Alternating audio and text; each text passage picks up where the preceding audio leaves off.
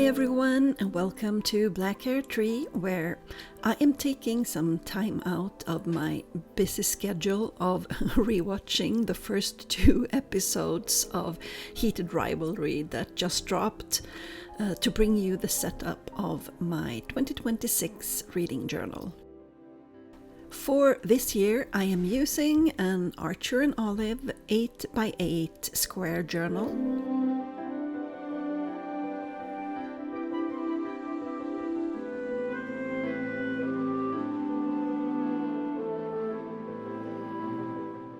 This is hands down one of the most beautiful journals I've ever had. It has this dark green cloth cover with a gold rose design with golden edges. The inside cover also has this lovely design of gold roses. I am blown away by how pretty this is. The design is called Storybook, so I don't know what could be more fitting for a reading journal. The design made me think of Sleeping Beauty and fairy tales and enchanted gardens.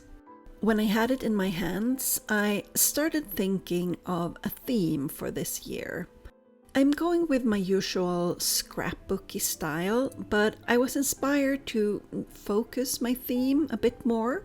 I started thinking romantic fairy tales, enchanted forests, castles, secret meetings in gardens. If you have watched my videos before, you know my reading mainly focuses on queer romance, particularly romance. It's a genre I know many people are embarrassed to admit that they read and love, but I don't want to be shy about it, so for this year I decided to just own it and make this journal 100% gay. A queer fairy tale love story. I have come up with this storyline where 2 princes fall in love, a human prince and a fae prince. I will do individual book spreads for all the books I read in a style inspired by that particular book, just like before, but the general pages and my monthly spreads are going to focus on this story I'm creating. Throughout the year, you will be seeing this story unfold each month alongside my regular book spreads. I am so excited about this theme and to tell this story.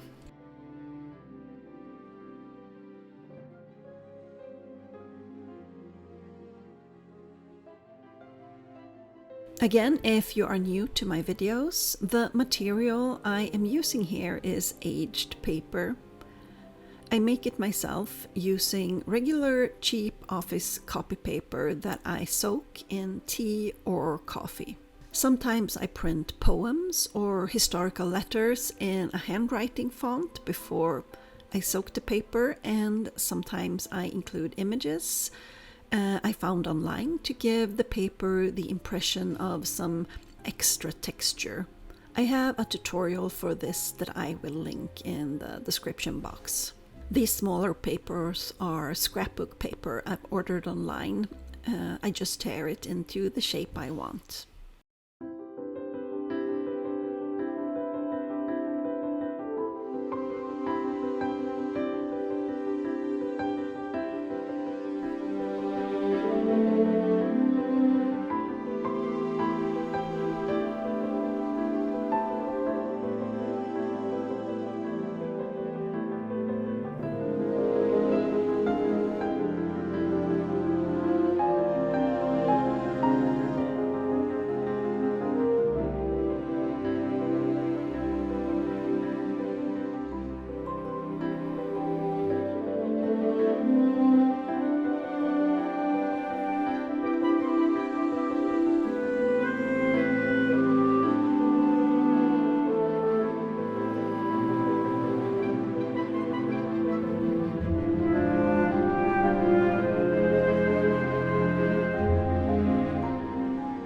This first page is my name page.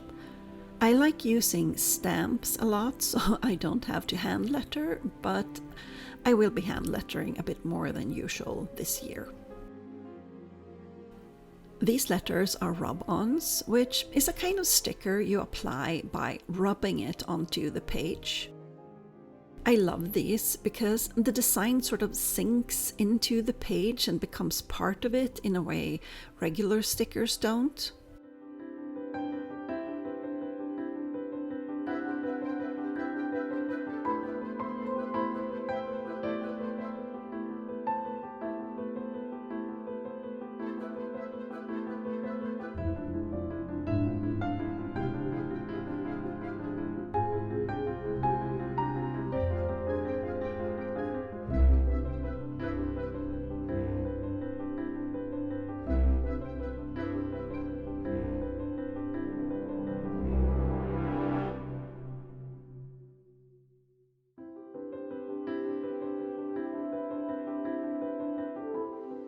Next, I am doing my intro page.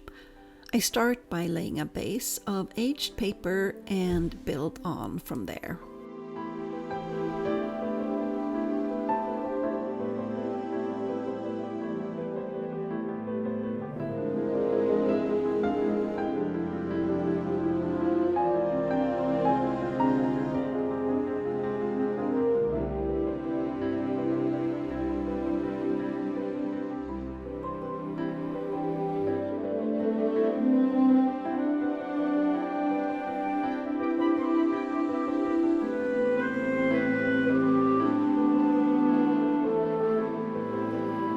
The images I use I find online, mostly on Pinterest.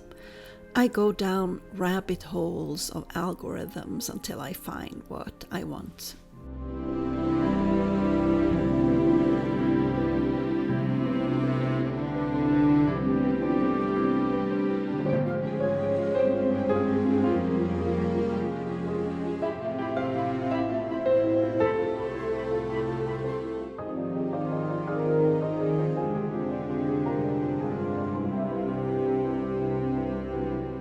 When I draw, I first do a pencil sketch, then outline it with black fine liner. I use colored pencils a lot when I color in coloring books, but I find colored pencils don't work at all on this paper. The times I've tried, it looked awful.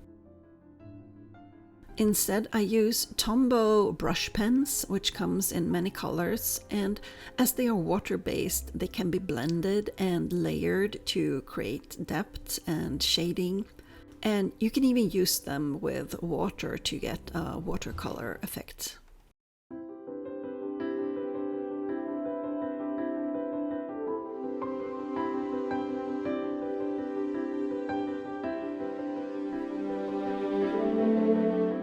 Lastly, I add some gold details in a gold ballpoint pen.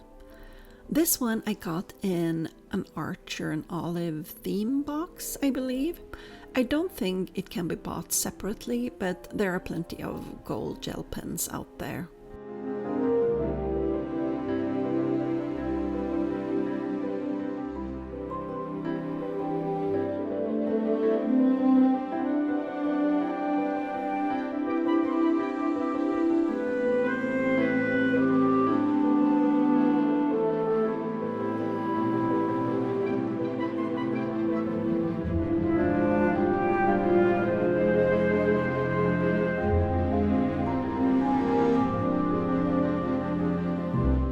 I'm not great at hand lettering, but I found this free font online called Fairytale, which is fitting. I just write the word I want in a Word document, screenshot it and transfer it to my phone, and use an app called DaVinci Eye to trace the design in pencil. I will show you exactly how it's done later in the video. I use this technique a lot when I draw to get the proportions right and make sure stuff ends up where I want it. Of course, you can just print the design on paper and glue it in, whatever floats your boat. I'm not calling it a reading journal or bullet journal this year, I'm calling it a storybook, since that's what it is.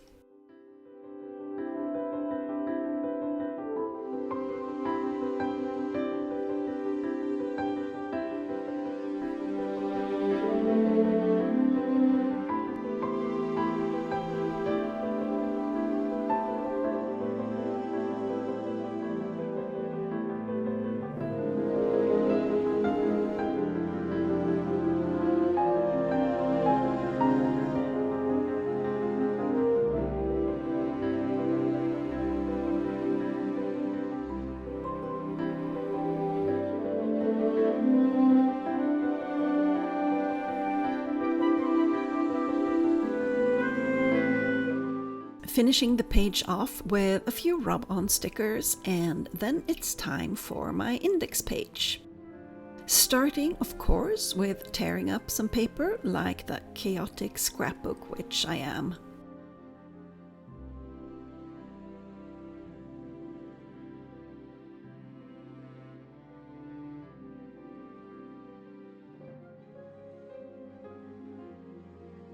I'm going with a sketched design on this page of a castle gate and vines growing around it. Like before, I use a fine liner to outline and then color it with the Tombow brush pens and add in some rub-on birds for extra effect. I love mixing medias.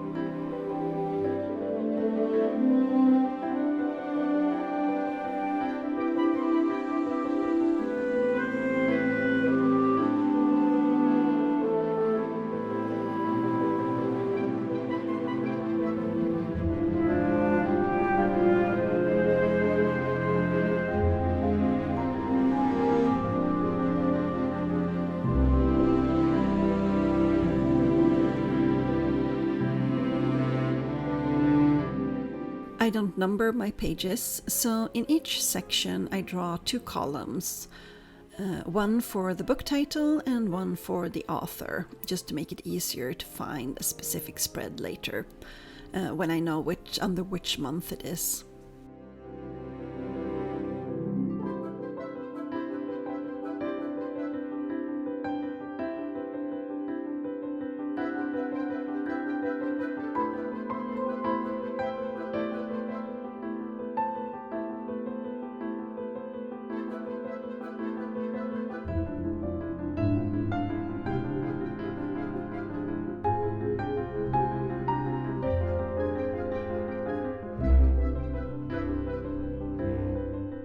The line turned out a bit crooked in this place, so I'm hiding it by drawing some leaves. I make a lot of mistakes, but I work with the mindset that everything can be fixed.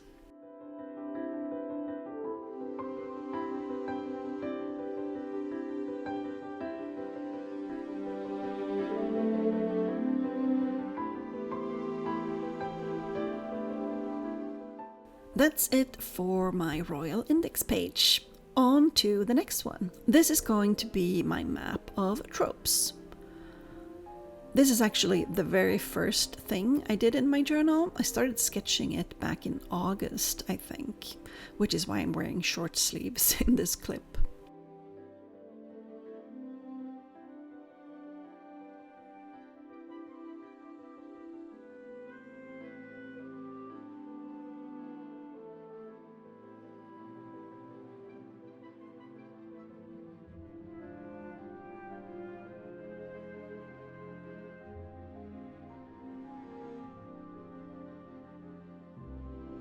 And it's 5 weeks later, which is the time it took for me to sketch the map with all its details. I worked on it in the evenings and during the weekends. Sometimes I sat down for just a few moments and sketched a cabin or some trees until it was all done.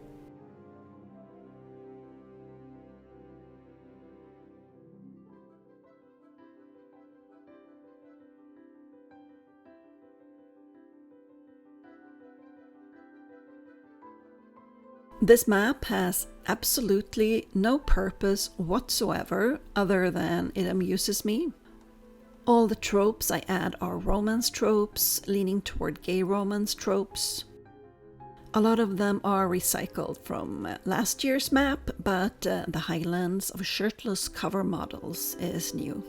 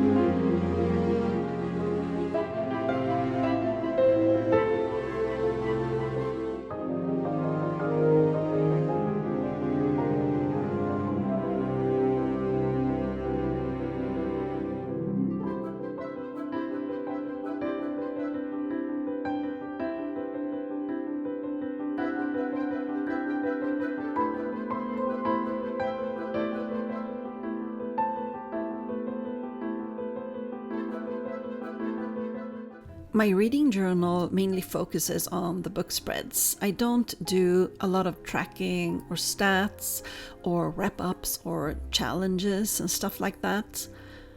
But this is one page I find useful. Upcoming releases, so I can keep track of books I look forward to.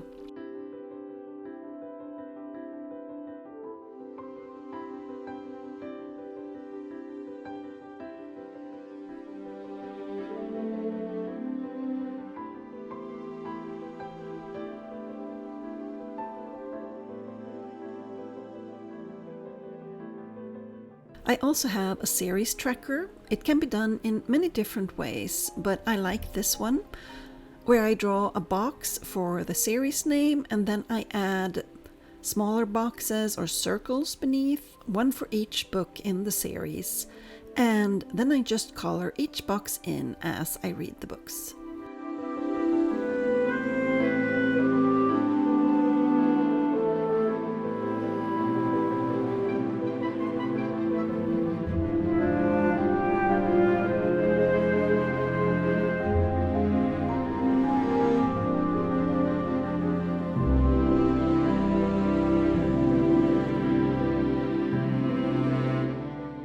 Another fun thing I'm repeating from last year is the Battle of the Books, or book bracket, where I pick my favorite read of each month and let them battle it out until I have one winner left standing.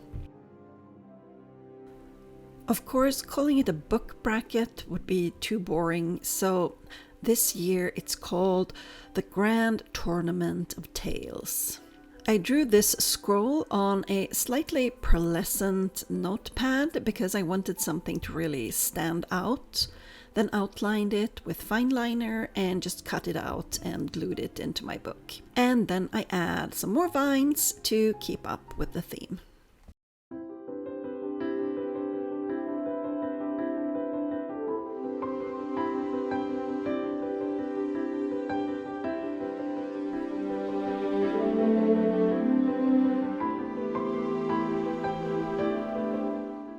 and to top it off, some more stickers.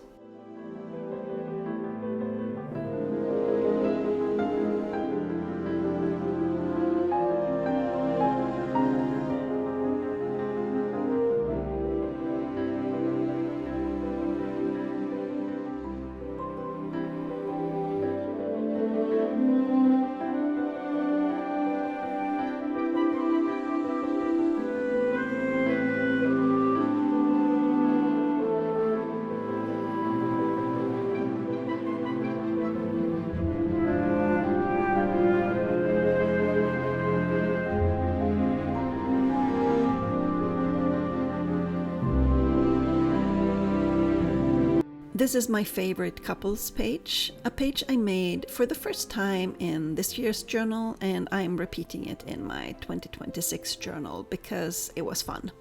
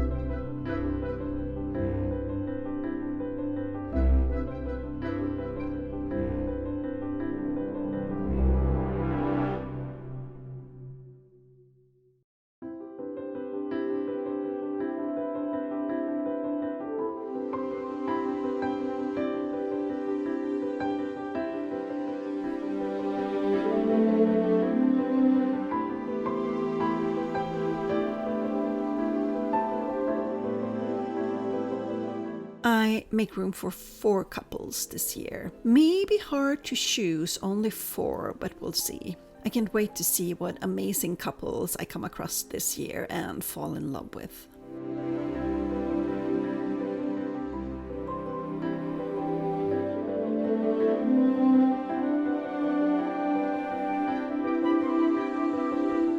Now, here is a flashback to my 2025 journal and the DNF tracker I have in this one. I had a lot of requests for a tutorial on how to do it.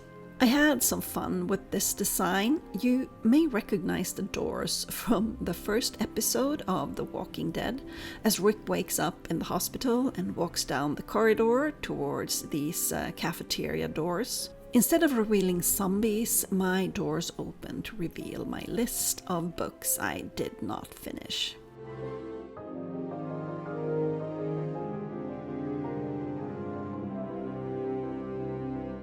Okay, as much as I love zombies and The Walking Dead, I feel like I can't credibly squeeze them into the story I am telling, so the zombies are out. Instead, we have these rustic wooden doors that are barred and covered in vines.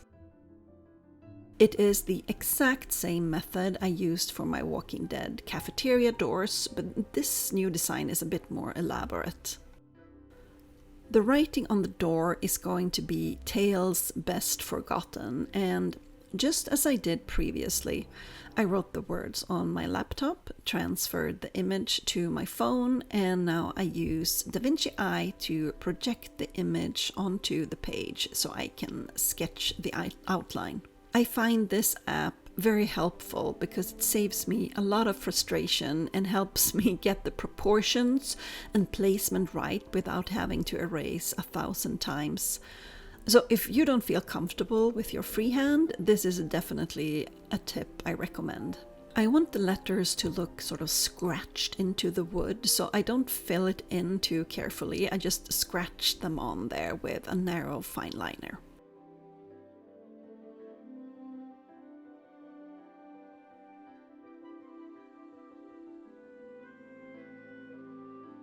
And that happened. As I mentioned before, I make a lot of mistakes and I try not to let them bother me, but this bothers me. I have to fix it somehow. Oh my god, I want to cry looking at it.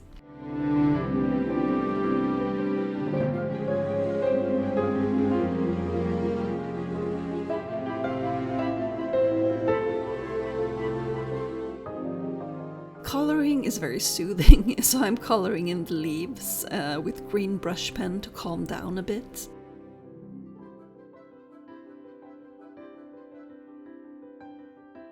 I'm using Tombow brush pens to shade the iron details, starting with a light grey and then gradually building up the contrast with darker shades.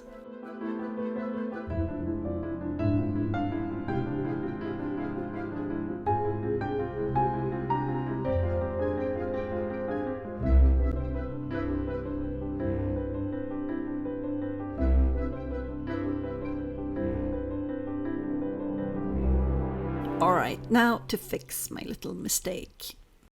Normally, fixing involves a white Posca pen that I use to cover whatever I want to hide, but that's not going to work here as I am coloring the doors with pens. I did a little test, and as you can see, it doesn't work at all. It just makes it stand out even more. But I do have some other tricks up my sleeve, so let's go. I'm starting by coloring the door just as I did the handles, laying a light brown base and then gradually building the shades in darker browns. You can build shades with just one pen as well, just go over the parts you want darker a few more times.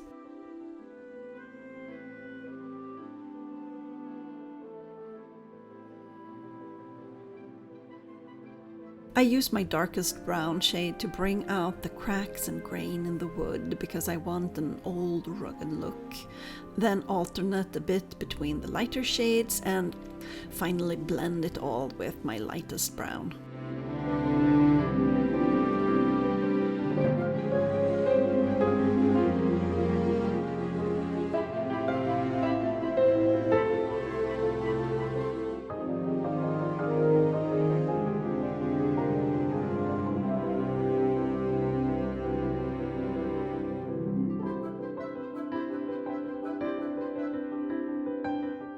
Let's see what we can do about that E. I went through my arsenal of materials and picked out a few stickers. This one, which is a map, has some grain and texture that I think will fit the wood, so I'm cutting a piece just large enough to cover the lower bar of the E. I colored it a bit with the same brown shades I used for the rest of the door, so it will fit in better.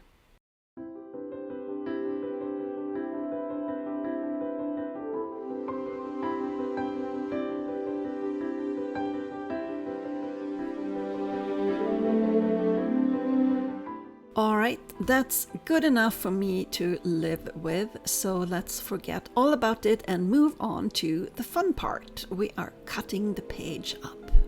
For this you'll need a mat, a sharp blade like this, or a carpet cutter, and a metal ruler. Although the ruler is optional, you can freehand it if you have a steady hand.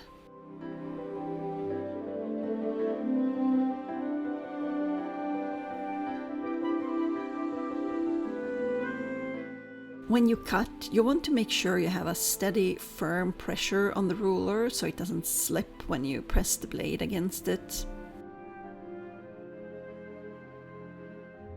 Since the top part of my door curves, I need to freehand that part. I like placing a book or something to rest my hand on if it sort of hangs off the page to keep it steady.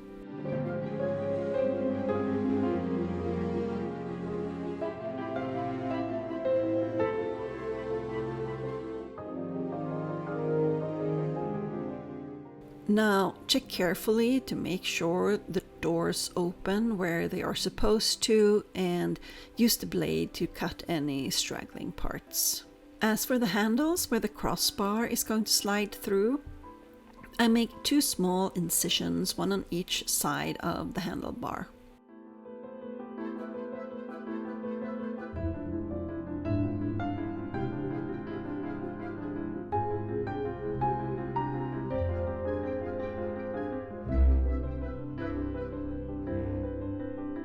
The next page is going to be the tracker itself.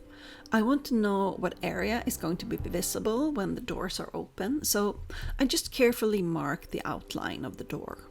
As you can see, this page is a bit unstable now, so you'll want to be careful with it. I'm placing a book on top of it so I don't accidentally tear something. We don't want any more accidents now.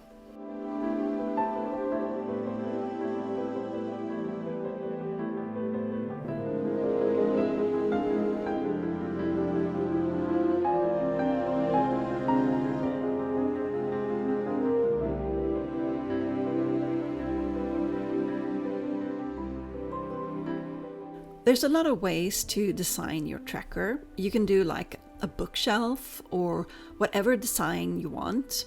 Just make sure it all fits in the doorway. I decided to just make 3 columns for the title, the author, and time of death. When you are happy with your tracker, it's time to glue the 2 pages together. I use a tape roller.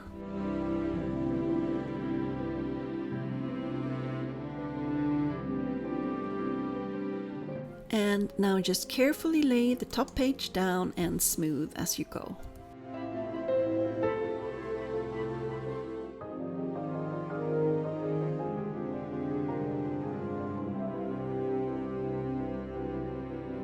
When I fold the doors, I use a ruler to fold them against to make sure the fold is nice and straight.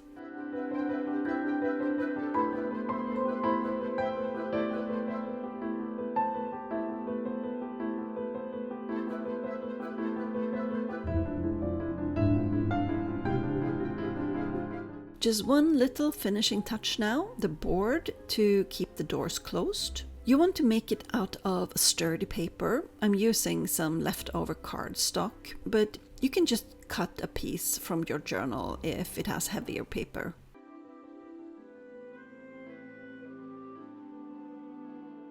Before you color or decorate it, you want to make sure it fits through the handlebars. I'm going to make mine just a little bit narrower to make it easier to slide through. This cardstock has some nice structure to it too, which will make great wood. I use the exact same method and shades of pens to turn the board into wood. I want it to stand out from the rest of the door, so I'm making it just a tad bit darker.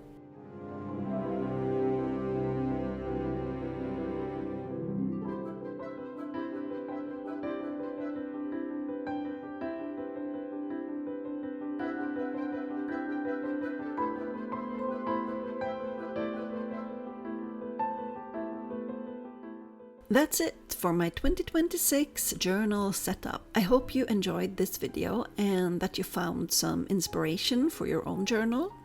If you use any of my techniques, I'd love to see what you create, so tag me on social media if you post your images so I can see. See you soon, bye!